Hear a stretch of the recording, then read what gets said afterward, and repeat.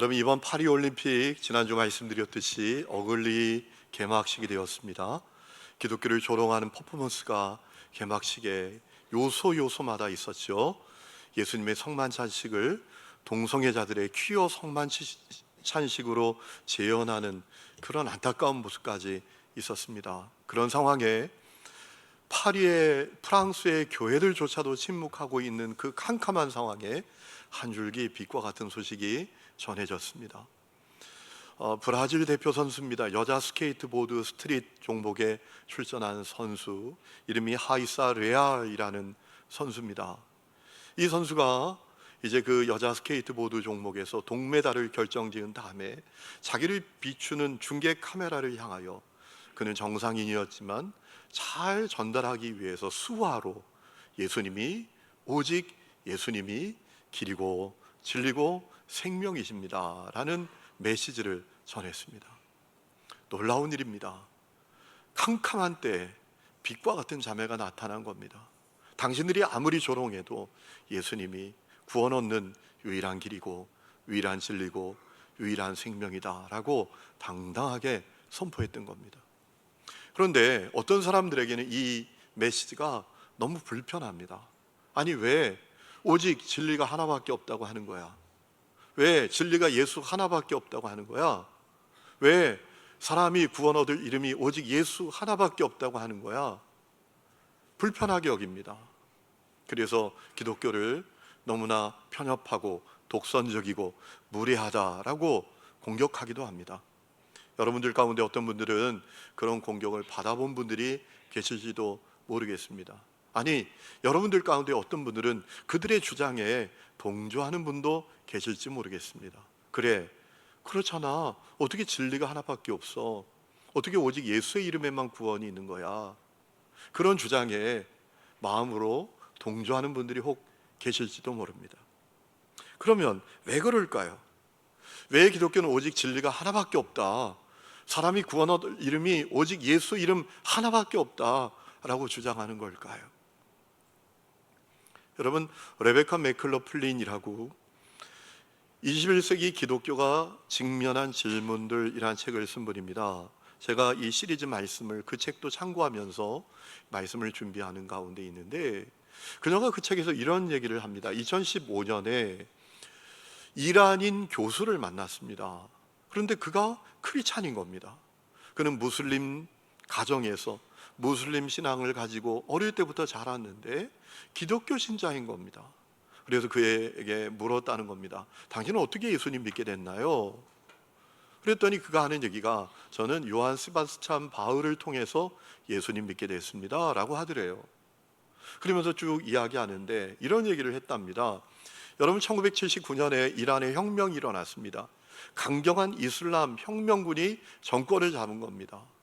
그들이 얼마나 이슬람 정신으로 무장되어 있는지 이런 조치까지 취했습니다. 클래식 음악을 못 듣는 겁니다. 클래식 음악을 연주하지도 못하게 하는 겁니다. 그런데 여러분, 사람이 하지 말라고 하면 더 하고 싶잖아요. 음악을 좋아하는 분들이 몰래 모여서 클래식 음악도 듣고 또 연주회도 하고 그랬던 겁니다. 이 교수는 플룻을 잘 부는 분이었어요. 어느 날 그 연주회에서, 비밀 연주회에서 플룻을 연주하고 있는데 그의 스승이 갑자기 화를 내면서 연주 중단하라고 하더랍니다. 자네의 그 예수 십자가 연주를 내가 못 들어주겠네 라고 하더라는 거예요. 알고 보니까 바흐의 음악 속에 기독교 신앙이 흠뻑 배어 있더라는 거예요. 그래서 그날부터 자기가 기독교에 대해서 관심을 갖고 기독교를 연구하다가 그가 기독교 신앙을 갖게 됐다라는 겁니다.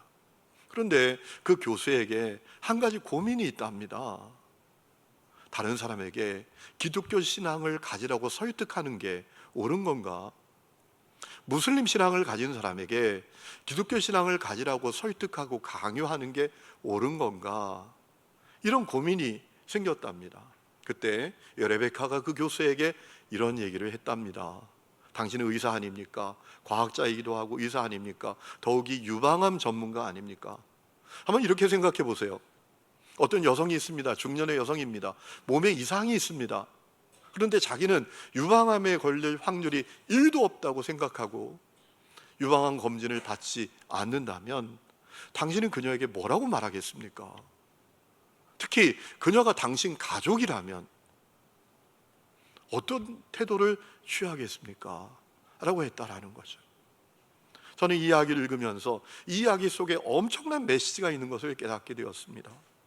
여러분, 기독교가 오직 진리가 하나밖에 없다고 주장하는 이유가 있다라는 겁니다. 오직 예수의 이름에 구원이 있다라는 사실을 기독교가 주장하는 이유가 있다는 거예요. 결정적인 이유가 있다라는 겁니다. 사람이 죽었다 깨도 해결하지 못하는 결정적인 이유가 있기 때문에 기독교는 사람들에게 기독교 신앙을 가져야 한다고 설득하고 주장한다라는 겁니다. 그러면 그 이유는 뭡니까? 어떤 문제 때문입니까? 하나님 나라에 가는 문제 때문입니다. 여러분, 제가 예언 하나 합니다. 이 예언 반드시 이루어집니다. 여러분 다 죽습니다. 이루어지겠죠? 우리 가운데 죽지 않는 사람이 누가 있겠어요? 여러분, 모든 사람은 죽습니다. 그리고 언제 어디서 어떻게 죽을지 모릅니다. 우리는 평상시에 죽음에 대해서 생각도 없이 살지만 어느 날 갑자기 죽음은 내 눈앞에 다가온 현실이 되어 있는 거예요. 금요일에도 우리 청소년들 수련회 저 강화로 수련회 가서 거기 가는데 갑자기 차가 막 막혀요. 가다 보니까 차가 세 대가 완전 연속 충돌을 해서 차가 완전히 반으로 찌그러져 있더라고요. 여러분, 우리가 평상시에 죽음에 대해서 생각도 없이 살지만 어느 날 갑자기 죽음은 내 눈앞에 찾아온 현실이 되는 거예요. 더욱이 죽음에는 순서도 없어요. 먼저 왔다고 먼저 가는 게 아닙니다. 나중 왔다고 나중에 가는 게 아닙니다. 여러분, 존 파이퍼 목사님이 죽음에 대해서 아주 잘 표현했던 적이 있습니다. 이렇게 얘기했어요. 죽음은 행복의 갈망에 최후의 일격을 날리는 날이며 소망의 종말을 구하는 날이다. 사람들은 늘 소망을 갖고 있죠. 오늘보다 내일이 나았으면 좋겠어. 오늘보다 더 행복했으면 좋겠어. 그 소망과 그 희망에 일격을 가하고 또 그 소망을 물거품으로 만드는 것이 죽음이다라는 겁니다. 모든 사람에게 반드시 인생의 마침표가 찍혀지는 날이 오고 그리고 하나님의 나라에 가야 하는 문제 앞에 서게 됩니다. 여러분, 어떤 사람이 이렇게 말할 수도 있어요. 난요 하나님 나라 안 가고 싶어요. 나 하나님 나라 안 가도 돼요. 그건 내 문제가 아니에요. 여러분, 인생이 그렇게 간단한 게 아닙니다. 인생이 내 생각대로, 내 주관대로, 내가 가진 생각과 한계 안에서 다 이루어지는 게 아닙니다. 여러분, 우리에게 하나님 나라에 가는 문제가 있어요. 모든 사람에게 하나님 나라에 가는 문제가 있어요. 그리고 그 문제는 오직 예수님을 통해서만 해결할 수 있습니다. 요한복음 17장 3절에 이렇게 말씀하셨습니다. 영생은 곧 유일하신 참 하나님과 그가 보내신 자 예수 그리스도를 아는 것이니라. 하나님의 나라에서 영원한 생명을 누리는 것은 오직 예수님을 통해서 이루어지는 것이다 라고 우리에게 성경은 말하고 있어요.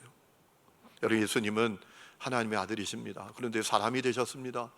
이 땅에 오셔서 천국 복음을 전파하시고 병을 고쳐주시고 귀신 들린 자를 해방시켜 주셨습니다. 그리고 오늘날 예수님이 결정적인 사역 앞에 서셨습니다. 모든 사람의 죄값을 치르기 위해서 십자가에 매달려 피 흘려 죽는 결정적인 사역이에요. 전적으로 타락한 인간이 의인이 되도록 하는 결정적인 사역, 그 앞에 서셨습니다. 여러분, 예수님 눈앞에 십자가의 고난이 다가왔을 때 예수님께서 사랑하는 제자들과 마지막으로 다 함께 식사를 하셨어요. 그리고 제자들 발을 하나하나 다 씻어주셨습니다. 주님이 제자들 섬겨주신 것처럼 섬기며 살기를 원하셨던 것이죠. 그리고 아주 중요한 말씀을 하셨습니다. 내가 이제 너희들을 떠난다. 여러분, 그러자 베드로가 주님께 여쭙니다. 주님, 어디로 가십니까? 주님 말씀하십니다.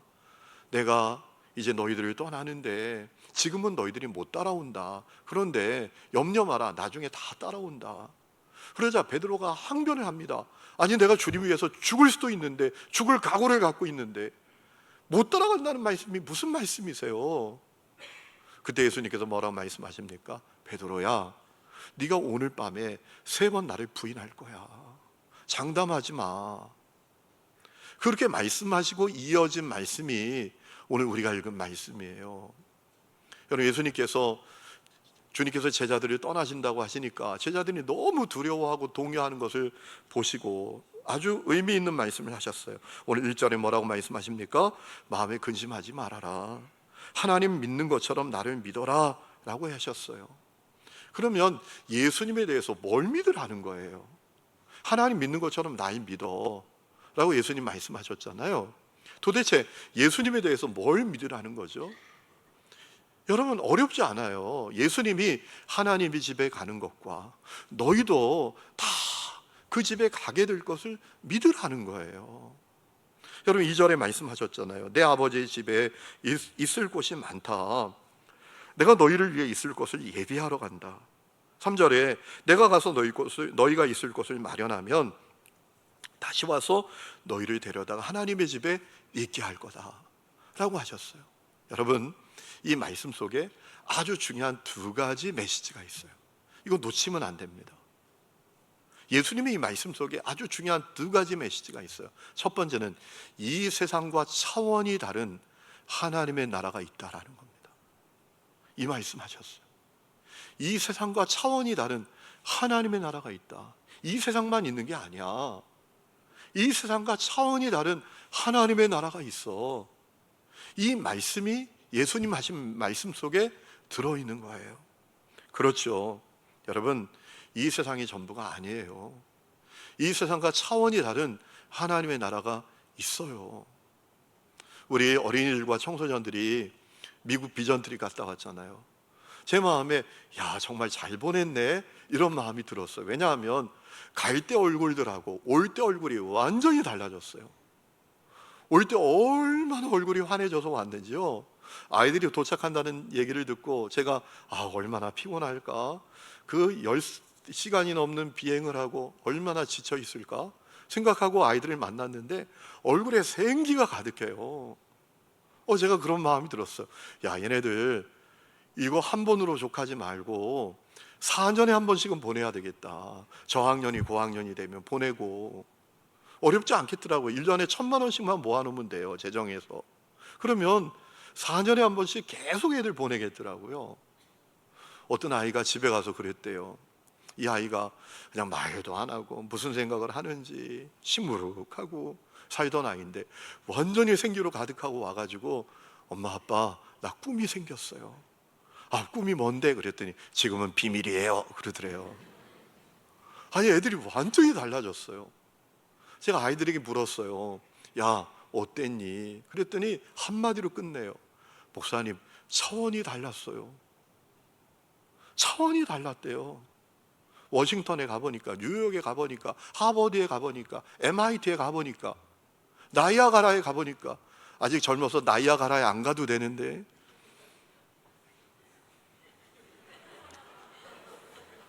무슨 얘기인지 집에 가서 웃는 분들이 계실지도 모르겠어요. 차원이 달랐대요. 한마디로 끝내더라고요. 차원이 달랐다고. 아니, 우리나라 감 메고 다니고 소 타고 다닐 때 브루클린 브릿지라고 엄청난 쇠다리를 바다가 바다를 이어서 만들었다. 얘네들이 그걸 보고 이건 차원이 다르잖아. 여러분, 미국만 갔다 와도 차원이 다르다고 생각해요. 그러니 하나님의 나라는 어떨까요? 이 세상과 차원이 다른 하나님의 나라가 있다고요. 구원받은 성도의 내면 속에 존재하는 이미 이루어진 이 하나님의 나라는 차원이 다르잖아요. 요한복음 7장에 예수님 말씀하셨어요. 누구든지 목마르거든 내게로 와서 마시라. 나를 믿는 자는 성경이 말한 바처럼 그의 배에서 생수가 강물처럼 흘러나올 것이다. 차원이 다른 하나님의 나라를 예수 믿으면 얻게 된다고 말씀하신 거잖아요. 여러분, 그 말씀이 예수 제대로 믿으면 실현되잖아요. 그냥 아무거나 믿으면 좋은 거야 덮어놓고 교회 다니는 것이 아니라 우리 집안은 기독교 집안이니까 나는 옛날부터 교회 다녔으니까 이 정도가 아니라 예수 정말 만나고 믿게 되면 차원이 다른 하나님의 나라를 그 내면에 누리게 되잖아요. 그의 표정이 달라요. 말이 달라요. 그의 인격이 달라요. 그의 태도가 달라요. 그뿐만 아니라 구원받은 성도에게 주어질 아직 이루어지진 하나님의 나라도 아직 이루어지지 않은 하나님의 나라도 차원이 다르다고 성경 우리에게 알려주고 있지 않습니까? 여러분, 요한계시록 21장 22절 말씀을 보면 상징적인 표현을 온갖 표현을 동원해서 하나님의 나라가 우리에게 주어질 하나님의 나라가 차원이 다른 나라인 것을 알려주고 있잖아요. 요한계시록 21장 말씀을 보면 하나님의 나라에 각종 보석 같은 빛이 가득하다 합니다. 그뿐만 아니라 그 나라에 어두운 밤도 없고 죄도 없고 그 성은 다 금과 옥과 보석과 진주로 이루어져 있더라. 여러분, 뭐라 설명할 수 없으니까 이 땅에서 사람들이 그저 귀하게 여기는 금, 은, 보석, 진주 이 상징으로 표현한 거예요. 차원이 다른데 이걸 어떻게 설명하나? 이 상징으로 설명한 거잖아요. 요한계시록 22장 말씀을 보면 수정처럼 맑은 생명수 강이 흐르고 12가지 열매를 맺는 생명수 열매가 있더라. 거기에 질병도 없더라. 거기에 슬픔도 없더라. 여러분, 그 나라가 있잖아요. 하나님의 나라가 있다고 우리에게 증언하지 않습니까? 예수님 말씀하신 거예요. 우리에게 차원이 다른 하나님의 나라가 있다. 그거 생각해야 된다 라고 말씀하신 거고요. 두 번째로 그 하나님의 나라에 반드시 가야 한다. 여러분, 하나님의 나라가 너무너무 아름다워요. 근데 못 가면 어떡합니까? 못 가면 아무 의미 없잖아요. 반드시 가야 돼요. 얼마나 꼭 가야 되는지 예수님이 내가 와서 너희를 데려갈 것이다 라고 말씀하셨어요. 여러분, 가도 되고 안 가도 되면 가도 그만이고 안 가도 그만이면 왜 와서까지 데려간다고 말씀하십니까? 반드시 가야 하는 거예요. 그 하나님의 나라 반드시 가야 한다. 여러분, 왜 하나님 나라에 반드시 가야 합니까? 하나님의 집에 못 가면 영원한 고통과 멸망에 처하게 되기 때문입니다. 여러분, 존 파이퍼 목사님이 예수님이 이 땅에 오신 50가지 이유라는 제목의 책을 쓰셨는데 거기서 아주 잘 표현한 내용이 하나 있더라고요. 이렇게 말씀하시더라고요. 영원한 생명의 반대는 영원한 소멸이 아니라 영원한 지옥이다 라는 거예요. 여러분, 사람들은 그러잖아요. 죽으면 끝이야 뭐. 죽으면 다 사라지는 거야. 아니라는 겁니다. 영원한 생명의 반대는 영원한 소멸이 아니라 영원한 지옥이다라는 거예요. 그래서 하나님의 나라 꼭 가야 하는 겁니다. 반드시 가야 하는 겁니다. 여러분, 요한계시록 19장 말씀을 보면 예수님이 다시 오신다는 말씀이 있잖아요. 백마를 타고 오시는 분이 있다. 그분이 예수님의 재림을 요한이 우리에게 상징적으로 알려주는 거잖아요. 그분이 오실 때 어떤 일이 일어납니까? 온 세상이 심판을 받습니다. 불신자들 심판받습니다. 각 사람이 주님 앞에서 자기의 삶을 판결받게 됩니다. 심판받게 됩니다. 그리고 사람들이 죄짓게 하고 멸망시켰던 사단과 모든 악한 세력이 멸망당한다 했습니다. 그리고 불못, 둘째 사망에 던져진다라고 했습니다. 여러분, 요한계시록 21장 8절에 말합니다. 두려워하는 자들과 믿지 아니하는 자들과 흉악한 자들과 살인자들과 음행하는 자들과 점술가들과 우상숭배자들과 거짓말하는 모든 자들은 불과 유황으로 타는 못에 던져지리니 이것이 둘째 사망이라. 여러분, 죽음에는 첫째 죽음이 있고 둘째 죽음이 있습니다. 첫째 죽음은 우리 육체의 죽음을 말하는 거죠. 여러분, 사람들은 말해요. 죽으면 다 끝이다. 아니에요. 왜? 둘째 죽음이 있기 때문이죠. 죽는다고 소멸되는 게 아닙니다. 둘째 죽음, 영원한 지옥이 있어요. 그 길로 가면 안 되니까 하나님의 나라에 반드시 가야 한다라는 겁니다. 계시록 21장 27절에 말씀하셨어요.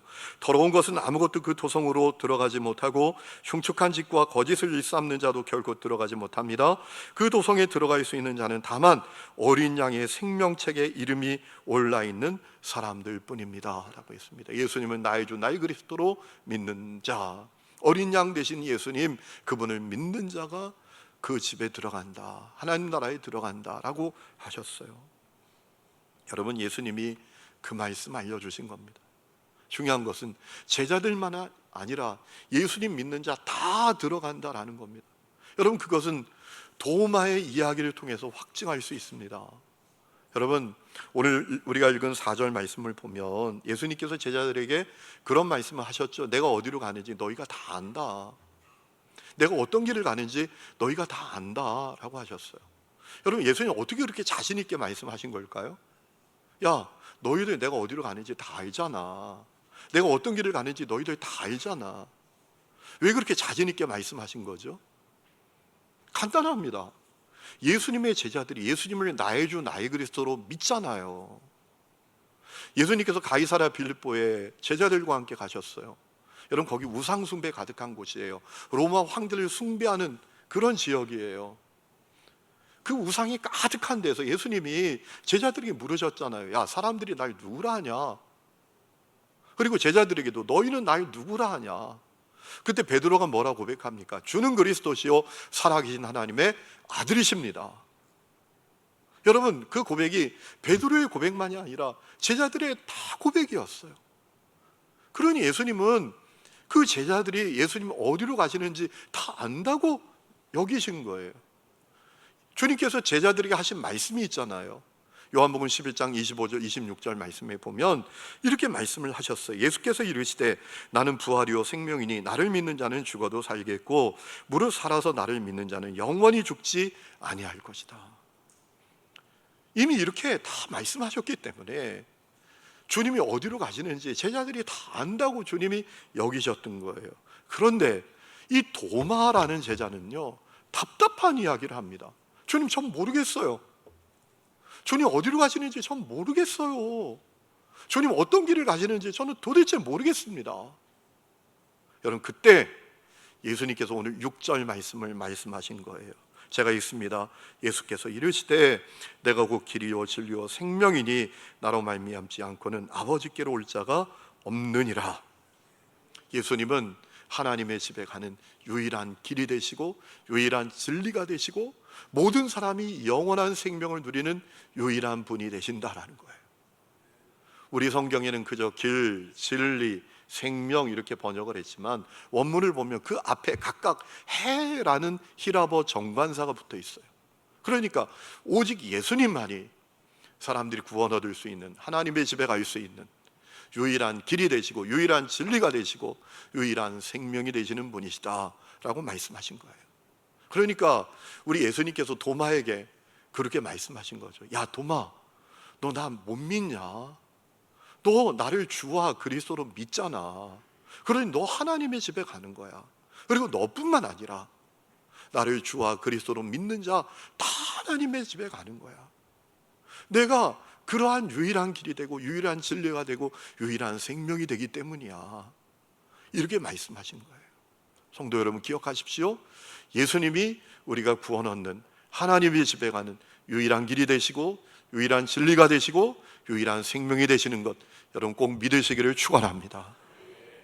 여러분, 이렇게 얘기하면 어떤 사람들이 이렇게 질문을 해요. 흔히 두 가지 질문을 많이 해요. 첫 번째, 이렇게 질문합니다. 아니, 세상에 하나님의 나라가 있는 거 어떻게 알아요? 당신 죽어봤어요? 죽어보지도 않고 하나님의 나라가 있는 거 어떻게 알아요? 죽어봐야 알지.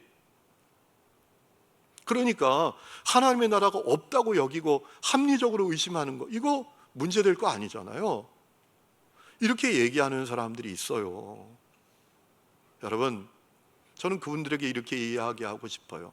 아, 그렇게 생각할 수도 있지요. 그런데 중요한 사실이 있어요. 가서 알게 되면 이미 늦는 때예요. 하나님의 나라 반드시 있는데요, 가서 알면 그때는 이미 버스 떠난 때예요. 기회를 놓친 때예요. 당신 나사로 보면서 안타까워하던 부자 신세가 되는 거예요. 지옥에 간 부자가 나사로 보면서 뭐라 합니까? 그 손에 물 한 방울만 찍어가지고 내 혀에 붙여달라고 말하잖아요. 우리 집에 사람을 보내서 여기 제발 오지 않도록 조치해달라고 안타까워하잖아요. 가서 있다는 사실을 알면 이미 늦은 거예요. 그리고요, 세상에 당신이 보는 것만, 만지는 것만, 손에 잡히는 것만, 그런 세상이 많이 있는 게 아니에요. 우리 눈에 보이지 않아도, 우리 손에 잡히지 않아도 존재하는 세상이 있는 거예요. 여러분, 인천공항에 아주 신통방통한 강아지 한 마리가 배치가 됐어요. 이름이 세코라는 강아지인데요, 이 강아지는 빈대를 찾아내는 강아지예요. 유럽에 빈대가 많잖아요. 이번에 제가 우리 청년들한테도 빈대 퇴치제 꼭 갖고 가야 된다, 유럽 호텔에 빈대가 많다더라, 잘 때 쫙 뿌리고 자라 라고 했어요. 그런데 그 빈대가 여행객 그 짐에, 옷에, 가방에 묻어서 오는 거예요. 그래서 막 우리나라에 퍼지니까 인천공항에서 빈대를 찾아내는 강아지를 배치했는데요, 이름이 세코예요. 지난주 신문에 그 기사가 있던데요, 야, 이 녀석이 얼마나 신통방통한지 가방 속에 있는 빈대를 찾아내요. 와, 놀랍죠? 후각이 사람의 40배가 넘어요. 여러분, 우리가 아는 것만이 전부가 아니에요. 내가 보이는 세계만이 존재하는 게 아니에요. 내가 잡히는 것만이 존재하는 게 아니라고요. 또 어떤 사람은 이렇게 질문을 합니다. 아, 그러면 예수님만이 유일한 진리고 예수님만이 유일한 구원이면 타 종교는 뭡니까? 타 종교에서도 구원이 있다고 하던데요. 이렇게 질문하는 사람이 있어요. 여러분, 저는 역으로 그분에게 묻고 싶어요. 어떤 신이 동정녀에게 탄생했습니까? 우리 예수님은 동정녀를 통해서 탄생했습니다. 남자를 알지 못하는 여성을 통해서 이 땅에 나셨습니다. 여러분, 동정녀 탄생이 왜 그렇게 중요하죠? 원죄 없이 탄생하셨다라는 거예요. 죄 없는 분이시다라는 거예요. 여러분, 이 땅의 모든 사람은 어떤 종교의 창시자라고 할지라도 사람과 사람을 통해서 이 땅에 온 사람은 다 원죄를 갖고 있어요. 죄인인 거예요. 죄를 갖고 있는 거예요. 이 세상에 어떤 신이 동정녀에게 탄생해서 죄가 없습니까? 이 세상에 어떤 신이 십자가에 매달려 피 흘려 죽으심으로 사람의 죄값을 치릅니까? 이 세상에 어떤 신이 3일 만에 죽음에서 부활하여 빈 무덤을 갖고 있습니까? 이 땅에 있는 모든 종교의 창시자들은 무덤이 다 있잖아요. 예수님 빈 무덤을 갖고 계세요. 또 이 땅에 어떤 사람이, 어떤 신이 사람의 죄를 사해 줄 수 있습니까?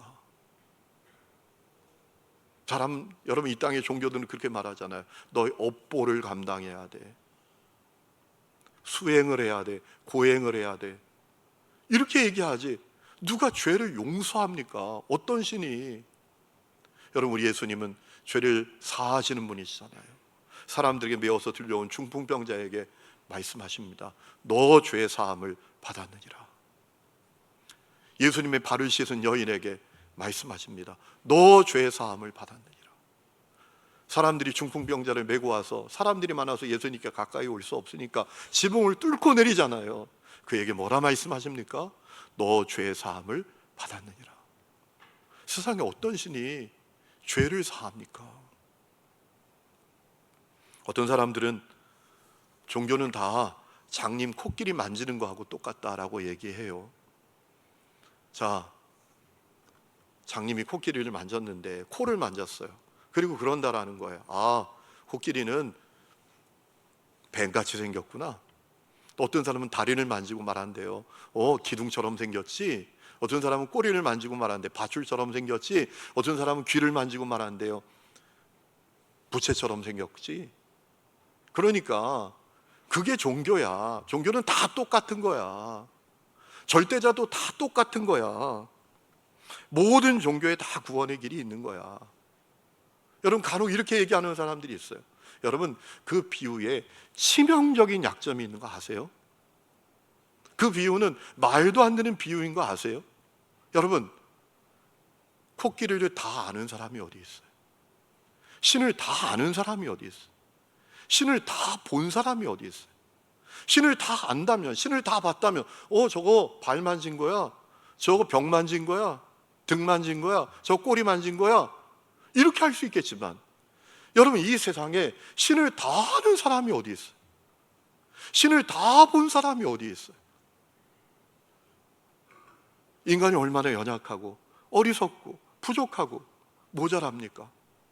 사람은요, 내일도 몰라요. 아니, 1분 후의 일도 몰라요. 어제 신문을 보니까 브라질에서 비행기가 추락했어요. 61명이 다 죽었어요. 그런데 원래 그 비행기에 71명이 타게 돼 있어요. 그런데 10명은 안 죽었어요. 왜? 게이트 잘못 찾아가서. 일본 게이트에서 비행기 타야 되는데 이 사람들이 잘못 찾아가서 10번 게이트에 있는 거예요. 그래도 시간 다 보냈네. 게이트 잘못 찾았네. 비행기 떠날 때 다 됐네. 막 달려가서 비행기 타게 해달라고 그랬더니 직원이 안 된다, 못합니다, 돌아가세요. 막 항의했대요. 왜 안 됩니까? 빨리 타게 해달라고. 안 돼요, 늦었어요. 다른 비행기 예약하세요. 막 성질나가지고 화를 냈는데 얼마 뒤에 소식이 들려오네요. 61명 비행기 탄, 자기들이 타려고 했던 비행기가 추락해서 다 죽었다고. 그들이 그 소식을 듣고 다리가 후들거렸대요. 그러니까 그 직원이 거절했던 것이 축복이에요. 이랬으면 어떻게 됐겠어요? 아유, 저는 인자와 사랑이 많은 직원이라서 여러분을 배려합니다. 아이고, 늦었지만 빨리 가세요. 이랬으면 다 죽었던 거예요. 인생이 뭘 알아요? 인간이 뭘 알아요? 인간이 절대자를 다 알아요? 저는 내후년이 되면 사역을 시작한 지 30년이 되더라고요. 야, 언제 이렇게 시간이 지났나 이런 마음이 드는데 아직도 하나님을 다 모르겠어요. 아직도 성경을 다 모르겠어요. 성경을 읽으면 읽을수록 새로워요. 와, 이런 말씀이 있었구나, 이런 뜻이 있었구나, 이런 감동이 있었구나. 우리가 어떻게 절대자를 다 알아요? 코끼리 비유를 거론하면서 종교는 다 같은 거라고 말하는 것은 너무나 교만하고 너무나 무지한 것이지요. 여러분, 우리가 다른 종교를 가진 사람들에게 기독교 신앙을 전하는 이유는 그를 존중하지 않아서가 아닙니다. 그를 진짜 존중하기 때문입니다. 그의 종교는 존중하지 않을지 모르지만 그는 정말 존중하기 때문에 전하는 거예요. 왜? 지옥 가면 안 되니까. 둘째 사망을 받으면 안 되니까. 여러분, 사람이 기독교 신앙을 가지는 것은 삶이 더 평안하냐 아니냐, 우리 삶이 더 윤택해지느냐 아니냐, 이 정도가 아닙니다. 영원한 생명이냐 영원한 지옥이냐를 결정짓는 문제예요. 우리가 사람들에게 기독교 신앙을 전하는 이유는 그것이 진실이기 때문입니다. 때로는 비진실이 진실보다 더 인기 있고 또 환대받을 때가 있어요. 오히려 진실인데 핍박받고 멸시받을 수 있어요. 여러분, 요즘 유행하는 중창단이 있는 거 아세요? 그 중창단 이름이 만남 중창단인데요, 3명으로 구성되어 있대요. 한 명은 승려, 한 명은 목사, 한 명은 신부. 이 중창단이 얼마나 인기 있는지 몰라요. 막 TV 프로그램에 불려다니고 행사에 불려다니고 사람들에게 인기를 받아요. 와, 종교 화합한다, 종교끼리 싸우지 않고 화합한다, 엄청난 인기를 받아요.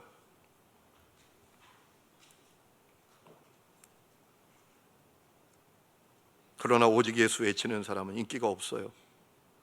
오직 예수를 외치는 사람은 멸시를 받고 핍박을 받아요. 그래도 전할 뿐이죠. 왜? 오직 예수님만이 구원자인 것이 진실이기 때문입니다. 여러분, 우리가 사람들에게 복음을 전하는 이유는 인기 있는 비진실보다 핍박받는 진실이 진리이기 때문에 전하는 것이지요. 우리가 사람들에게 복음을 전하는 이유는 우리가 믿는 이 기독교 신앙이 역사적인 사실이기 때문에 그래요. 여러분, 예수님의 성육신을 기점으로 BC, AD 예수님 태어나기 전, 예수님 오시기 전, 예수님 오신 후, 빅포 크라이스트, 안노 도미니, 주님의 해, 이렇게 기준을 삼잖아요. 예수님이 이 땅에 오신 것은 사실이에요. 그분의 부활도 사실이에요. 증거들이 넘쳐납니다. 오늘 말씀을 마치게 됩니다. 중요한 것은 우리가 먼저 이 사실을 확실히 믿어야 한다는 겁니다. 여러분이 이 사실을 확실히 믿어야 한다는 겁니다. 그래야 지금 하나님의 집에 가지 못할 죄와 저주 가운데 살고 있는 그 영혼을 위해서 눈물 뿌려 기도할 수 있고요, 사랑으로 섬길 수 있고요, 때로는 무례한 태도라도 강요하면서 복음을 전할 수 있어요. 사실 그것은 무례한 것이 아니라 사랑이죠. 죽는데 내버려 두는 것이, 이건 사랑이 아니잖아요. 여러분, 예수님께서 누가복음 14장 말씀을 보면 그런 말씀을 하시잖아요. 사람들이 핑계하고 거절해도 사람을 강권하여 데려다가 내 집을 채워라. 그 말씀이 그 말씀인 거죠. 다만 우리가 가져야 될 아주 중요한 태도가 있어요. 복음은 무례하게 여겨져도 우리는 무례하게 여겨지지 않아야 한다라는 겁니다. 그래야 사람들에게 그 복음을 전할 수 있지 않겠어요? 제가 예전에 교회차를 타고 성도들과 어디를 가게 됐어요. 우리 교회 아니에요. 전에 교회에서, 제가 부목사 하던 교회였어요. 권사님이 그날 운전을 하셨어요. 얼마나 젠틀하고 교회에서 인자하고 참 상냥한 그런 권사님이신지. 그런데 가다가 기름이 떨어졌어요. 주유소에 들어갔거든요. 이 권사님이 딱 창문을 내리더니 그 일하는 젊은 청년에게 이렇게 얘기하는 거예요. 야! 만땅! 얼마나 제가 당황스러운지, 막 어디 숨을 데가 없나. 제 얼굴이 화끈거리고 가난하고 힘들어서 주유소에 와서 일하는 그 젊은이, 존중받아야 되고 격려받아야 되는 그 젊은이, 힘들죠? 얼마나 했어요? 기름 가득 채워주세요. 힘내요. 그리고 돌아가면 얼마나 좋을 텐데. 창문을 열자마자 야! 만땅! 여러분, 우리가 그러한 기독교인으로 살면 무례한 기독교인이 전하는 복음은 사람들이 받아들이지 않아요. 관심 갖지 않아요. 사는 성도 여러분, 우리가 예수 믿는 것은 결정적인 거예요. 영혼을 결정짓는 거예요.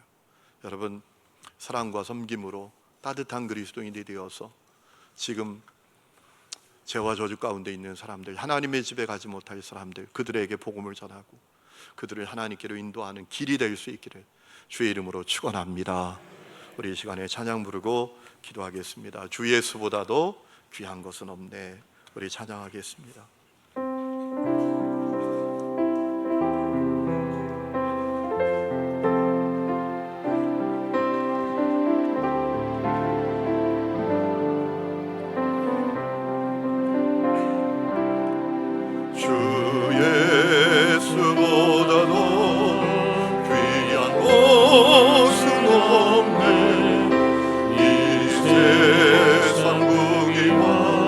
바꿀 수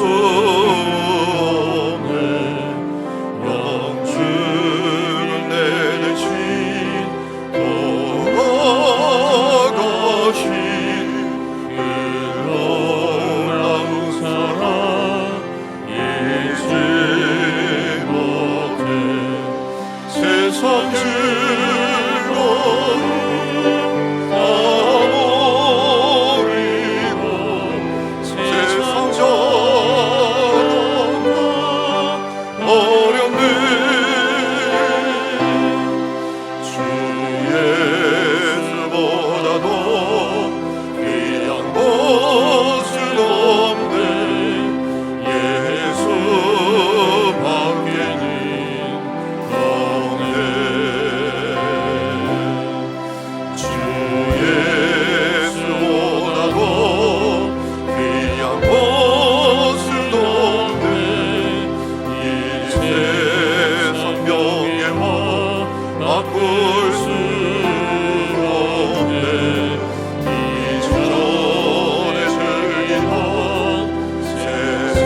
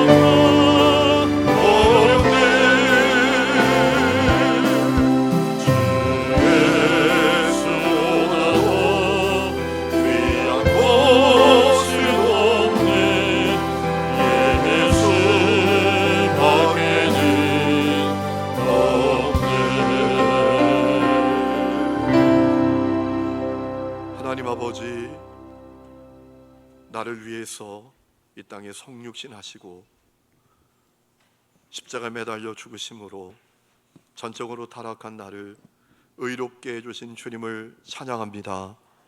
주님, 우리가 무례한 기독교인이 되어서 참으로 복음을 가로막고 있는 자가 아니라 삶의 자리에서, 가정에서 사랑과 섬김과 따뜻함으로 가득한 그리스도인이 되어서 하나님, 기독교를 오해하고 있는 사람들이 마음을 열고 주님을 만나며 주님께 나아오는 길이 되게 하여 주옵소서. 이제는 우리 주 예수 그리스도의 은혜와 하나님 아버지의 놀라운 사랑과 성령의 내주 동행하심이 예배하는 하늘 음의 모든 성도들과 그 삶의 모든 부분들 위에 지금부터 영원토록 함께 계시기를 간절히 축원하옵나이다. 아멘.